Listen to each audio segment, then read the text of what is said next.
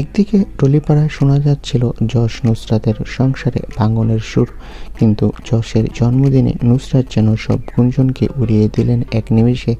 প্রিয় মানুষকে শুভেচ্ছা জানাতে তিনি সোশ্যাল মিডিয়ায় লিখলেন, আমার চরম বিশৃঙ্খল, একে অপরকে আঘাত করি, তবু হাসতে হাসতে পেট ব্যথা না হওয়া পর্যন্ত একসাথে থাকি। সঙ্গে আরও যুক্ত করলেন প্রার্থনা, যশ যেন আকাশের তারা ছুঁয়ে স্বপ্নগুলো পূরণ করতে পারেন। এই ভালোবাসায় ভরা বার্তা থেকে ভক্তরা রীতিমতো মুগ্ধ।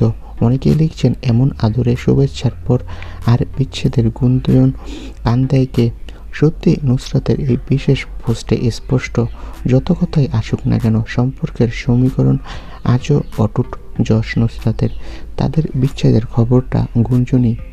তো বন্ধুরা, এই বিষয়ে তোমাদের মন্তব্য কি কমেন্ট করে জানাও। ধন্যবাদ ভিডিওটি দেখার জন্য।